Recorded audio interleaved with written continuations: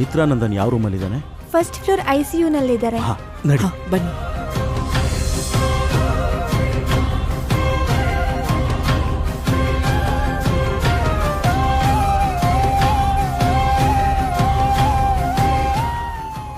ಮಿತ್ರ,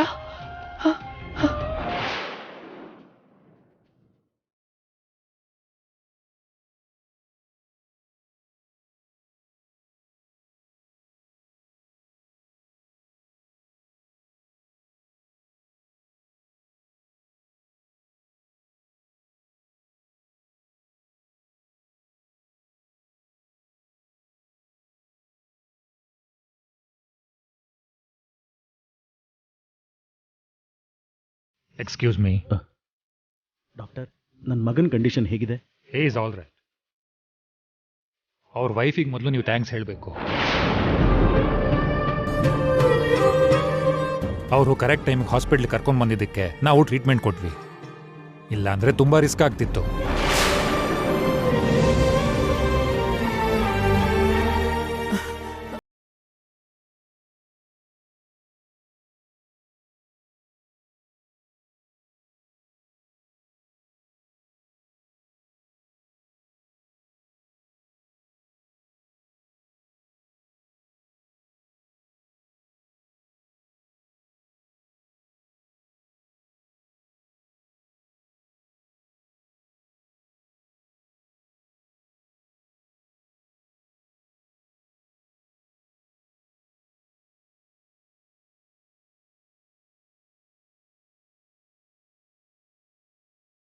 ನಿಮ್ಮ ಕಾಲ್ನ ರಿಸೀವ್ ಮಾಡಿದ್ ನಾನೇ.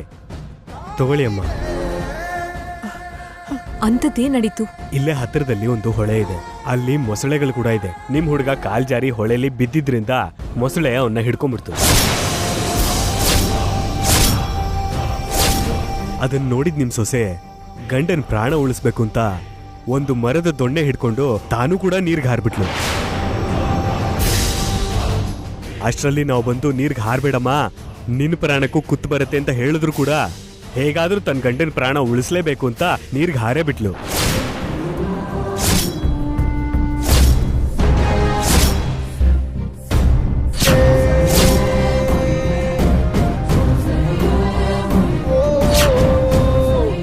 ಕಷ್ಟಪಟ್ಟು ಮೊಸಳೆ ಬಾಯಿಯಿಂದ ತನ್ನ ಗಂಡನ ಪ್ರಾಣನ ಕಾಪಾಡಿ ಮೇಲ್ ಕರ್ಕೊಂಡು ಬಂದ್ಲು.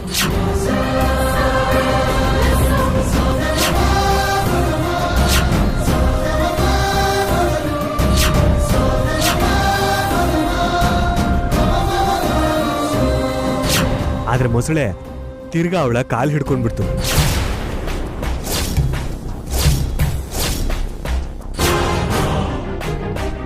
ಅಷ್ಟಾದ್ರೂ ಕೂಡ ತನ್ನನ್ನ ತಾನು ರಕ್ಷಣೆ ಮಾಡಿಕೊಂಡು ಮೇಲ್ ಬಂದ್ಲು.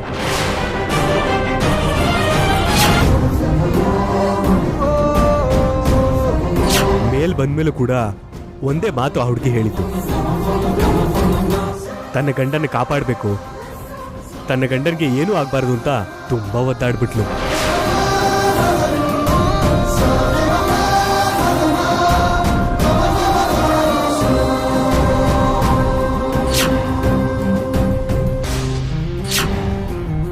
ನಾವು ಊರೊಳಗೆ ಹೋಗಿ ಗಾಡಿ ತಗೊಂಬರೋಣ ಅಂತ ನೋಡಿದ್ವಿ.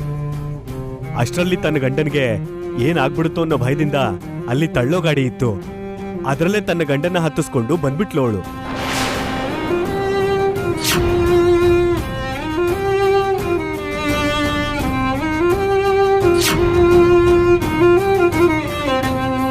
ನಿಜ ಹೇಳಬೇಕಂದ್ರೆ ನಿಮ್ಮ ಸೊಸೆ ಹಠದಿಂದಾನೇ ನಿಮ್ಮ ಮಗನ ಪ್ರಾಣ ಉಳಿದಿದೆ.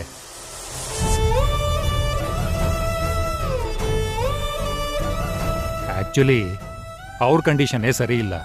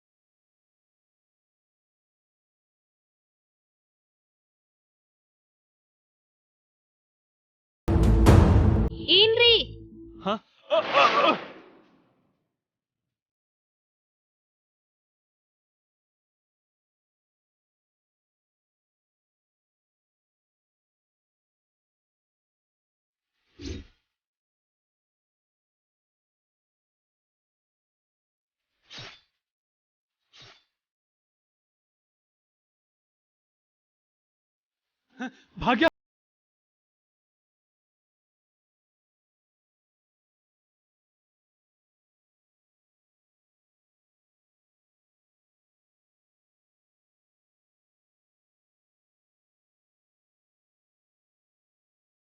ಭಾಗ್ಯ ಎಲ್ಲಿ? ಭಾಗ್ಯ ಆ! ಆ!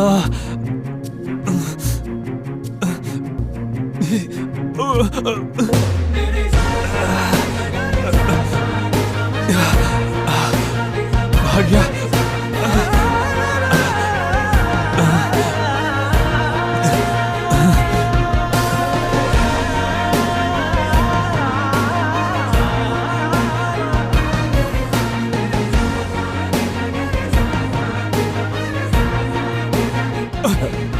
ಏನಾಯ್ತು ಸರ್?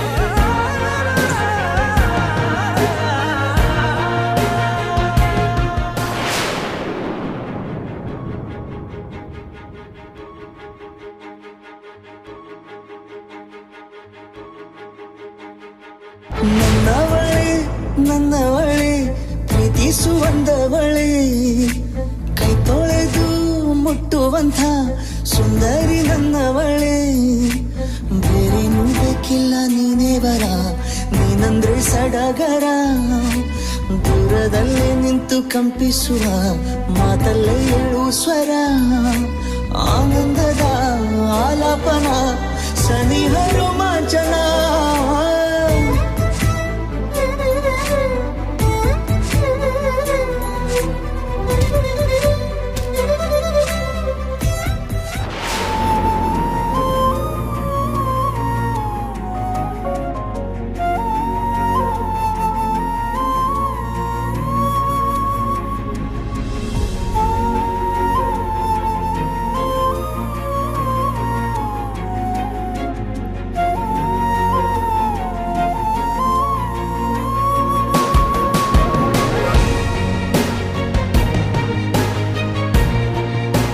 ಭಾಗ್ಯ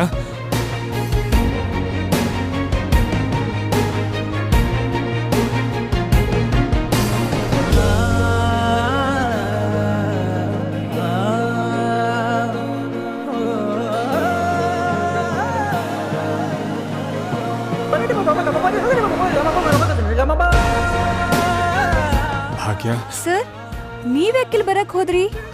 ನೀವ್ ರೆಸ್ಟ್ ಮಾಡ್ಬೇಕಲ್ವಾ? ಹೇಗಿದ್ದಲ್ಲ ಅವಳೀಗ? ಅವ್ರಿವಾಗ ಚೆನ್ನಾಗಿದ್ದಾರೆ ಸರ್. ಆದ್ರೆ ನೀವಂದ್ರೆ ನಿಮ್ ಹೆಂಡತಿಗೆ ತುಂಬಾನೇ ಪ್ರೀತಿ ಸರ್.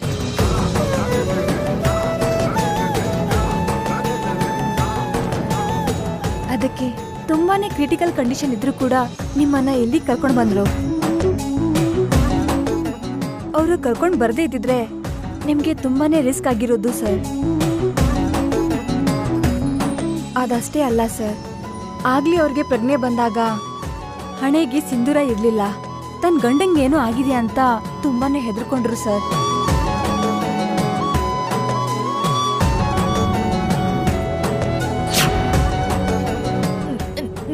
ನನ್ನ ಹಣೆಲಿದ್ದ ಸಿಂಧೂರ ಕಾಣ್ತಿಲ್ವಲ್ಲ? ನನ್ ಗಂಡನ್ಗೆ ಏನಾಯ್ತು? ನನ್ ಗಂಡ ಎಲ್ಲಿದ್ದಾರೆ?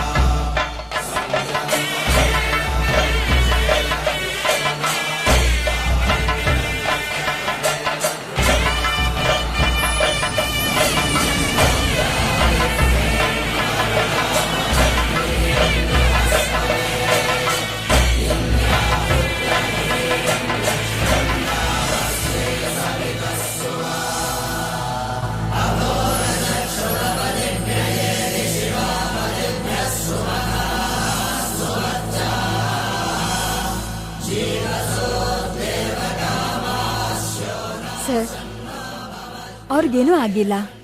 ನೀವು ಹೋಗಿ ರೆಸ್ಟ್ ತಗೊಳ್ಳಿ ಸರ್.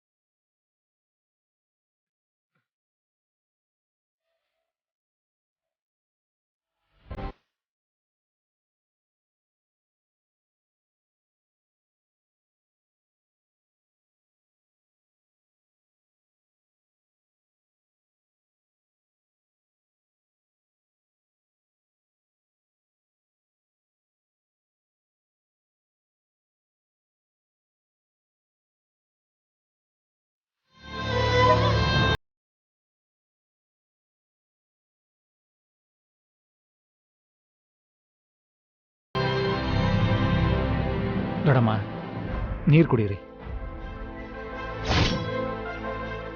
ಮಿತ್ರನಿಗೆ ಜಲಗಂಡ ಇದೆ. ಎಂಥ ಪರಿಸ್ಥಿತಿಲೂ ಕೂಡ ಮಿತ್ರ ನೀರಿನ ಕಡೆ ಹೋಗ್ಬಾರ್ದು.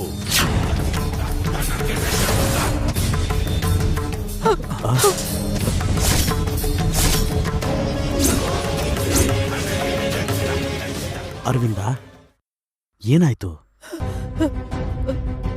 ನನಗೆ ಅದನ್ನ ನೋಡ್ತಾ ಇದ್ರೆ ಸ್ವಾಮಿಗಳು ಹೇಳಿರೋ ವಿಷಯನೇ ನೆನಪಾಗ್ತಾ ಇದೆ ರೀ.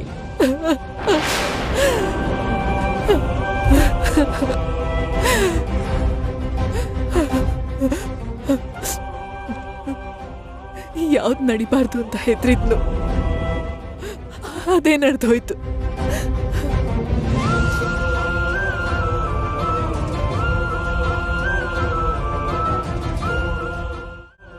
ಮಿತ್ರನ್ ಜೀವನದಲ್ಲಿ ಏನೋ ನಡೆಯುತ್ತೆ ಅಂತ ನನಗೆ ಯಾಕೋ ಭಯ ಆಗ್ತಾ ಇದೆ ಅಂತ ನಿಮ್ಗೆ, ಅತ್ತೆ ಅವ್ರಿಗೆ ಮತ್ತೆ ದೇವಯಾನಿಗೆ, ಮನೇಲಿರೋರು ಎಲ್ಲಾರ್ಗೂ ಹೇಳಿದ್ದೆ. ಆದ್ರೆ ನೀವ್ ಯಾರು ನನ್ನ ಮಾತನ್ನ ಕೇಳಲೇ ಇಲ್ಲ. ನನ್ನ ನೋವನ್ನ ಅರ್ಥ ಮಾಡ್ಕೊಳ್ಳಿಲ್ಲ. ಮಿತ್ರನ್ ಮೇಲೆ ನನಗೆ ಜಾಸ್ತಿ ಪ್ರೀತಿ ಇದೆ ಅಂತ ವಿನಾಕಾರಣ ಹೆದರ್ತೀನಿ ಅಂದ್ರಿ. ಆದ್ರೆ ಕಡೆಗೆ ಸ್ವಾಮಿಗಳು ಒಬ್ರೇ ನನ್ನ ಮಾತನ್ನ ನಂಬಿದ್ದು.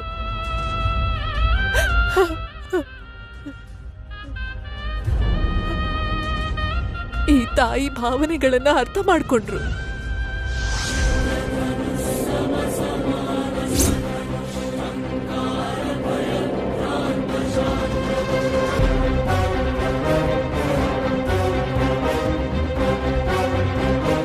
ಅರವಿಂದ, ನಿನ್ನ ಮಗನಿಗೆ ಅಪಾಯ ಕಾದಿದೆ ಅನ್ನೋ ಭಯ ನಿಜ ನಿಜ.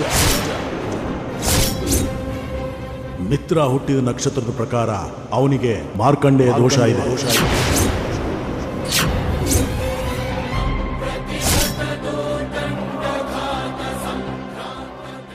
ಮಾರ್ಕಂಡೇಯ ದೋಷನ ಅಂದ್ರೆ ಏನಾದ್ರೂ ಅಪಾಯನ ಸ್ವಾಮಿ? ಯಾವ ದೋಷಕ್ಕಾದ್ರೂ ಪರಿಹಾರ ಖಂಡಿತ ಇರುತ್ತೆ, ಆದ್ರೆ ಮಾರ್ಕಂಡೇಯ ದೋಷಕ್ಕೆ ಇರೋದಿಲ್ಲ.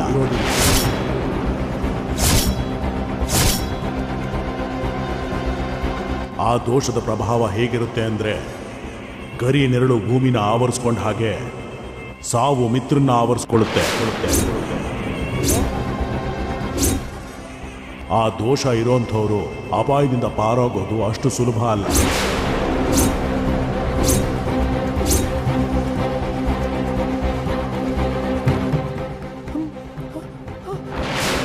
ಅರವಿಂದ, ಗುರುಗಳೇ ಇಲ್ವಾ? ಇದೆ, ಆದ್ರೆ ಅದು ಬಹಳ ಕಷ್ಟಕರವಾದ್ದು. ಸ್ವಾಮಿ, ದೋಷ ನಿವಾರಣೆಗೋಸ್ಕರ ಎಷ್ಟು ಯಜ್ಞಗಳು ಬೇಕಾದ್ರೂ ಮಾಡಿಸ್ತೀನಿ, ಎಷ್ಟು ಹೋಮಗಳು ಬೇಕಾದ್ರೂ ಮಾಡಿಸ್ತೀನಿ, ಎಷ್ಟು ಪೂಜೆಗಳು ಬೇಕಾದ್ರೂ ಮಾಡಿಸ್ತೀನಿ. ಎಷ್ಟೇ ಕಷ್ಟ ಆದ್ರೂ ನಿಷ್ಠೆಯಿಂದ ಮಾಡಿಸ್ತೀನಿ ಸ್ವಾಮಿ. ಈ ದೋಷ ನಿವಾರಣೆಗೋಸ್ಕರ ಯಜ್ಞಗಳು, ಹೋಮಗಳು, ಪೂಜೆ ಮಾಡೋ ಅಗತ್ಯ ಇಲ್ಲ. ಮಿತ್ರನಿಗೆ ಮದುವೆ ಮಾಡಬೇಕು.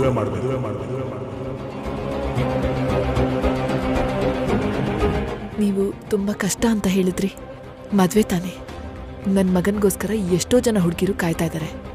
ಆದಷ್ಟು ಬೇಗ ಅವರಲ್ಲಿ ಯಾರೋ ಒಬ್ರನ್ನ ನೋಡಿ ಇವನಿಗೆ ಮದುವೆ ಮಾಡಿಸ್ತೀವಿ. ನೀವು ಮಿತ್ರನಿಗೆ ಯಾರ ಜೊತೆನೋ ಮದುವೆ ಮಾಡಿದ್ರೆ ಆಗಲ್ಲ. ಮಿತ್ರನ ಅಪಾಯದಿಂದ ಪಾರು ಮಾಡುವಂಥ ಜಾತಕ ಲಕ್ಷದಲ್ಲಿ ಒಂದು ಜಾತಕ ಆಗಿರುತ್ತೆ. ಅಂಥ ಜಾತಕ ಇರೋ ಹುಡುಗಿನ ನೀವು ಹುಡುಕಬೇಕು. ಅಂಥ ಜಾತಕ ಇರೋ ಹುಡುಗಿ ಮಾತ್ರ ಮಿತ್ರನ ಈ ಅಪಾಯದಿಂದ ಪಾರು ಮಾಡಬಹುದು. ಸಾವಿಗೆ ಸಂಜೀವಿನಿ ಅಮೃತ. ಈಗ ಮಿತ್ರನ ದೋಷ ನಿವಾರಣೆಗೆ ಸಂಜೀವಿನಿ ಬೇಕು ಅಂದ್ರೆ ಆ ಹುಡುಗಿನ ಮಿತ್ರನಿಗೆ ಕೊಟ್ಟು ಮದುವೆ ಮಾಡಿ ಸದಾ ಆಕೆನೇ ಜೊತೆಯಲ್ಲಿರಬೇಕು. ಚಿರಂಜೀವಿ ಸೌಭಾಗ್ಯವತಿಯಾಗಿರೋ ಆ ಹುಡುಗಿನ ಮಿತ್ರನಿಗೆ ಕೊಟ್ಟು ಮದುವೆ ಮಾಡಬೇಕು. ಆದಷ್ಟು ಬೇಗ ಮದುವೆ ಮಾಡಿ.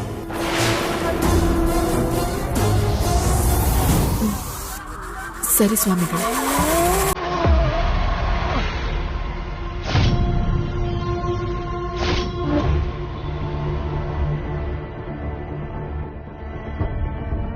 ಸ್ವಾಮಿಗಳು ಆ ರೀತಿ ಹೇಳ್ತಿದ್ದ ಹಾಗೆ ನಾವು ಎಷ್ಟೊಂದು ಜನ ಹುಡುಗಿರ ಜಾತಕ ನೋಡಿದ್ವಿ. ಆದ್ರೆ ಕಡೆಗೆ ಏನಾಯ್ತು?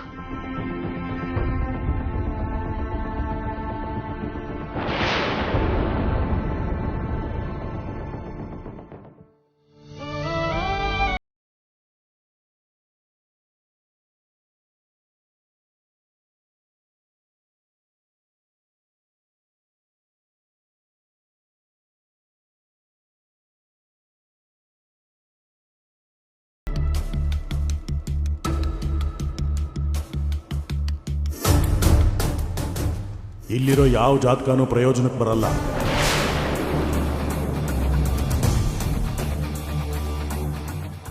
ನೀವು ತಡ ಮಾಡಿದಷ್ಟು ಮುಂದಿನ ಅಪಾಯ ಹೆಚ್ಚಾಗೋ ಸಾಧ್ಯತೆ ಇರುತ್ತೆ.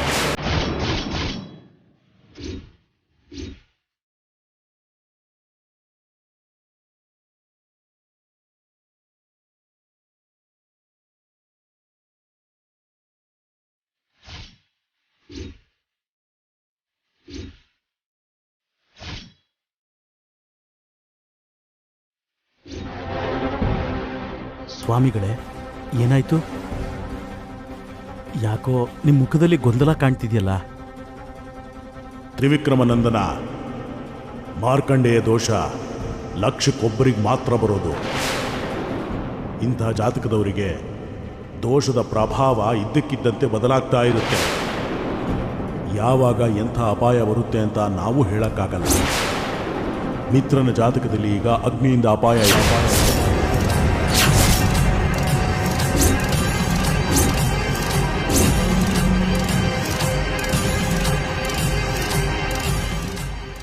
ಏನ್ ಹೇಳ್ತಾ ಇದ್ದೀರಾ ಸ್ವಾಮಿಗಳೇ? ಹೌದಮ್ಮ, ಸಮೀಪದಲ್ಲೇ ಮಿತ್ರನಿಗೆ ಅಗ್ನಿಯಿಂದ ಅನಾಹುತ ಇದೆ. ಅದು ಸಹ ಅವನು ಎಲ್ಲೆಲ್ಲಿ ಓಡಾಡ್ತಾನೋ, ಯಾವ ಜಾಗದಲ್ಲಿ ಕೆಲಸ ಮಾಡ್ತಾನೋ ಅಲ್ಲೇ ಸಂಭವಿಸುತ್ತೆ. ನಾನು ಮಿತ್ರನ ಎಲ್ಲಿಗೂ ಹೋಗೋದಕ್ಕೆ ಬಿಡಲ್ಲ. ಮನೇಲೇ ಇರೋ ಹಾಗೆ ನೋಡ್ಕೋತೀನಿ. ಅವಾಗ ಯಾವ ಅಪಾಯನೂ ಆಗಲ್ಲ ಅಲ್ವಾ?